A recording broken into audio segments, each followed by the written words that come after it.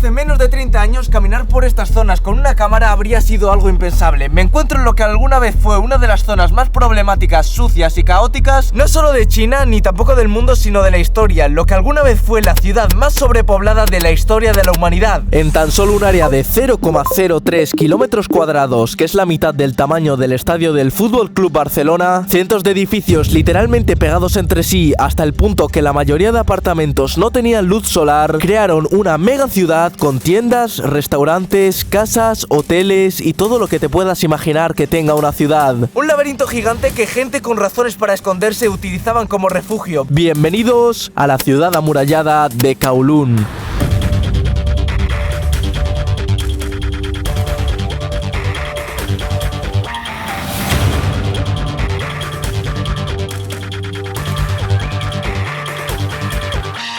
Para entender cómo esta maldita locura de ciudad llegó a existir, vamos a compararlo con algo cercano. El barrio de la Florida, en Barcelona, no es solamente el barrio más densamente poblado de España, sino que también de toda Europa. Salvo por el parque que hay en medio, es un área llena de edificios residenciales y según el gobierno español, cerca de 30.000 personas viven aquí. Pero comparemos esto con Kowloon. A pesar de ser enano, al compararlo con la Florida, aquí en sus momentos de máximo esplendor llegaron a vivir 50.000 personas. Es decir, casi 2 millones de personas por kilómetro cuadrado. ¿Pero por qué? Si revisamos las fotos de la época podemos ver que la ciudad acaba y enfrente solo hay campo, así que ¿por qué no separar más los edificios? Esto es porque ese pequeño cuadrado estaba separado del resto de Hong Kong. Verás, te voy a explicar. Hace 1000 años esta megaciudad era un pequeño puesto del gobierno chino para administrar el comercio de sal. Apenas 30 personas residían aquí dentro. Hubo algunas mejoras por su cercanía con un puerto medio relevante, pero no llegó a ser realmente nada importante. Como podéis ver, todavía se conserva una de las puertas y no es nada impresionante. Las cosas se ponen más serias cuando China entra en guerra con el Reino Unido. El Reino Unido estaba vendiendo opio a los chinos, lo cual causó una gran crisis en todo el país, porque los chinos se volvieron adictos al opio. Cuando China prohibió al Reino Unido vender opio, Reino Unido le declaró la guerra a China, lo que se conoce como la Primera Guerra del Opio. Reino Unido terminó destrozando a los chinos en batalla y a cambio de la paz, Reino Unido se quedó con Hong Kong. Esta zona no fue afectada porque esto no es la isla de Hong Kong, esto es la isla de Kowloon. Pero China, al ver que Reino Unido ahora tenía militares cerca de aquí, decidió reforzar todo esto y convertir esto en una base militar. Pusieron muros, lo que por primera vez le dio nombre a esta ciudad como la ciudad amurallada de Kowloon. También construyeron varios edificios como este de aquí detrás, un Yanmen, que era como la oficina central donde se gestionaba todo el puesto militar. Las tensiones no frenaron y menos de 20 años después estalló la Segunda Guerra del Opio, donde el Reino Unido volvería a ganar a China y a cambio de la paz se quedarían también con la isla de Kowloon. Reino Unido no se quedaría con el control de Hong Kong de por vida, solo 99 años, así que no tenía sentido darles el puesto militar, así que se lo quedaron ellos. Una pequeña parte de China dentro de Hong Kong que a día de hoy se mantiene. Pero las cosas se enfriaron y China y Reino Unido se olvidaron de este territorio, dejándolo un poco a su suerte y comenzó a ser invadido por vagabundos. Hasta que en 1937 se rompe la paz en Hong Kong. El imperio japonés invade la zona y al considerarlo un lugar estratégico, destruyen todos los muros del puesto militar para usar los materiales para el aeropuerto que se estaba construyendo literalmente al lado, dato que será más importante para la ciudad más adelante. Tras la Segunda Guerra Mundial, Reino Unido recupera el control de Hong Kong y China recupera el control sobre esto, pero a nadie le importa un puesto militar derruido, así que lo dejaron a su suerte. Pero pronto estalla una nueva guerra, la Guerra Civil China, que causa una gran oleada de refugiados de China a Hong Kong, buscando una vida segura lejos de la guerra. Estaba llegando tanta gente nueva a Hong Kong que necesitaban casas urgentemente y tenían también que ser muy baratas. Cuando los ciudadanos chinos se dieron cuenta de que esto era parte de China, se establecieron pequeñas casitas que con el tiempo se convirtieron en edificios que alcanzarían hasta las 14 plantas de altura. Los caminitos de la base militar se convirtieron en calles oscuras, siniestras, cubiertas a los lados y por encima con ladrillos, hormigón y cemento. Esto era una ciudad sin leyes, no era parte de Hong Kong y a China no le podría importar menos lo que estaba pasando aquí porque estaba en una guerra. Los edificios no tenían ninguna regulación, ningún tipo de arquitectura, ningún estudio de dónde estaban construyendo. La gente venía y ponía un piso encima de otro prácticamente a lo loco, lo cual causó grietas, derrumbes parciales, moho, humedades y se arriesgaba mucho a un socavón del terreno. El aeropuerto, al estar tan cerca, obviamente tenía un problema porque no puedes aterrizar un avión si está cubierto todo de rascacielos. La única regulación que había era que no se construyesen más de 14 plantas, porque si no era bastante posible que un avión se estrellase contra la ciudad. Se empezó Empezaron a crear jerarquías dentro de la ciudad. Los más ricos se podían permitir tener una ventana en los pisos que no estuviesen encerrados por otros y por tanto tener luz y aire fresco. Incluso lo que hacían algunos para ganar algunos metros cuadrados era poner unos barrotes en las ventanas y por tanto hacer como un pequeño balcón, y de esa forma igual podías ganar medio metro de espacio, que como digo, aquí al ser pisos tan pequeños y tan juntos todos, eso era muchísimo. Pero no te creas que vivir aquí era bueno, era probablemente la peor zona para vivir de toda la tierra. Los edificios no tenían ventanas, así que la luz era artificial, causando problemas mentales y de salud en muchas personas. Se dice que podías cruzar la ciudad sin tocar el suelo por la gran cantidad de puentes y escaleras que había dentro de la ciudad. Para empeorar la cosa, había fábricas clandestinas dentro del edificio gracias a lo complicado que era encontrarlas, así que el aire estaba contaminado todo el tiempo. Tampoco había agua potable, solo habían 8 fuentes en toda la ciudad y para ducharse cada persona instalaba sus propias tuberías de forma muy artesanal. Los ciudadanos bromeaban entre sí que dentro de la ciudad siempre llovía, ya que las goteras de las tuberías y aires acondicionados llenaban de humedad y agua las callejuelas de la ciudad. Tampoco había servicio de basuras, la gente dejaba la basura encima de los edificios y en los pasillos. Era raro salir de casa sin ver ratas o cucarachas. Pero en mi opinión lo peor era la electricidad, porque nadie la pagaba. Se enganchaban todos a la luz y había un lío de cables tremendo, lo que era un caldo de cultivo perfecto para que se iniciase un incendio que si pillaba algo de fuerza podía arrasar con toda la ciudad. El incendio más notable ocurrió en 1950, el cual arrasó con las casas de casi 17.000 personas y además quemó gran parte de la ciudad. Esta distopía no solo atrajo refugiados de la guerra, también atrajo asesinos, narcos, proxenetas, mafiosos y cualquier otra persona que pueda ser buscada por la policía. Se escondían dentro de las calles, porque una vez dentro, si no te conoces la zona, estás en un laberinto sin sentido, lo que permitía a estos criminales huir muy fácilmente de la policía. También trajo empresas ilegales, restaurantes en los que podías comer carne de perro, fábricas sin regulación alguna que más de alguna vez causaron explosiones dentro de la ciudad, e incluso médicos clandestinos sin licencia alguna. Había un montón de clínicas dentales de chinos que no tenían licencias para trabajar de dentistas. Mucha gente venía aquí por lo barato que era, pero muchas veces podían presentar riesgos muy graves para la salud. Habían también muchas plantaciones ilegales de opio, que es, poéticamente, lo que causó que esto pasara en un principio. Dentro de la ciudad también había muchos casinos y salones de mahjong, la versión china del póker, ya que las apuestas están prohibidas en Hong Kong y China, lo cual volvía a este sitio junto a Macao el único sitio para apostar en toda China. Pero como digo, esto era lo mejor de lo peor. Pronto las famosas triadas llegaron a esta ciudad y se instalaron peleándose por el control de la ciudad. Los ciudadanos se veían obligados a pagar dinero a estas mafias, porque si no, igual tu negocio desaparecía al día siguiente y aparecía quemado, o desaparecía tu madre o tu pareja. Gracias a esto, las triadas tuvieron su era dorada en Hong Kong, casi 300.000 miembros dentro de estas dos pequeñas islas. El crimen se estaba volviendo un problema grave dentro del territorio. La policía de Hong Kong tenía un dilema: entrar y regular la ciudad, algo que enfadaría a China porque están haciendo de policía en un país que no es el suyo, o dejar que todas las mafias actúen libremente dentro de esta ratonera gigante, lo que estaba afectando a todo el resto de Hong Kong. Para ello, la policía llevó a cabo redadas cortas, arrestando a todo aquel que pudieran en cuestión de minutos y saliendo a carreras de la ciudad antes de que llegasen los militares chinos, aunque estas redadas ocurrían muy raras veces y eran poco efectivas. El Yanmen del que hablamos antes pronto se volvió la plaza pública de la ciudad. Aquí se hacían eventos, fiestas o se pasaba el rato entre ciudadanos. Los residentes vivían muy unidos y se ayudaban entre sí siempre que podían. Socializaban tomando el té juntos, viendo la televisión o aprendiendo a escribir. Si había algún derrumbe o fuego, los propios vecinos ayudaban a reconstruir las zonas afectadas. Muchas de las tiendas eran familiares y los padres se las pasaron a sus hijos. Algunos ciudadanos hablan de que se sentían más seguros dentro de la ciudad que fuera de ella, gracias a que conocían a casi todos sus vecinos. Tenían también sus propias cortes, el concejo de Kai Phong, formado por los señores más ancianos que negociaban las disputas de los ciudadanos. Pero a esta ciudad se le empezaba a acabar el tiempo. Los 99 años se acercaban cada vez más y China obviamente iba a querer recuperar Hong Kong. Y para este punto claramente no querían tener este lío cuando Hong Kong volviese a ser parte de China. Así que en 1987 China y Hong Kong anuncian que colaborarán para demoler la ciudad amurallada de Kowloon, y se ofrece a los ciudadanos de la ciudad un total de 350 millones de dólares a cambio de que se muden, lo que era alrededor de 10.000 dólares por persona para las aquel entonces 33.000 personas que quedaban ahí. La mayoría de la gente aceptó, pero muchos se pusieron ya que 10.000 dólares, a pesar de sonar a mucho dinero, en Hong Kong era bastante poco. En aquel entonces y aún a día de hoy, Hong Kong fue y es una de las zonas más caras de la tierra para vivir. Mucha gente tuvo que dejar sus trabajos al moverse a otro apartamento e incluso en las zonas más pobres 10.000 dólares solo te cubrían como mucho un año de alquiler, lo cual definitivamente no compensaba si tenías tu negocio allí dentro, si te tenías que mudar muy lejos de donde trabajabas o si habías comprado un piso allí dentro, ya que con 10.000 dólares no te llegaba ni para un 20% de una nueva propiedad de las zonas más baratas. A pesar de esto, los que se negaron a irse fueron expulsados por la fuerza en 1991 y se cerró la ciudad rodeándola con muros, policía y alambre de espino. 2 años después se abre este parque, el parque de la ciudad amurallada de Kowloon, donde solo quedan pequeñas partes de lo que fue la ciudad amurallada real y una estatua y un mural de lo que alguna vez fue la megaciudad más sobrepoblada de la historia. La ciudad amurallada es recordada como un lugar distópico que inspiró a muchas obras de arte alrededor del mundo, películas como Contacto Sangriento o Historia de un Crimen, que tiene escenas reales de la ciudad que fueron grabadas poco antes de la demolición de esta, novelas de todo tipo y videojuegos como Call of Duty Black Ops 1 o Stray. Creo que es muy fácil hablar desde fuera, pero es que para muchos esto era su hogar, donde se casaron, donde criaron a su familia o donde ocurrieron miles de historias. A pesar de todo, para muchos esto era su vida, una vida que lamentablemente por culpa de las malas personas se volvió un verdadero infierno en la tierra. Un lugar peligroso donde algo tan simple como lo que estoy haciendo ahora, pasear mientras grabo, habría sido una invitación a que me pasara algo terrible. Hoy en día puede que no quede absolutamente nada de aquel caos, pero en el recuerdo de muchos vivirá eternamente lo que fue una mega ciudad que ya no existe.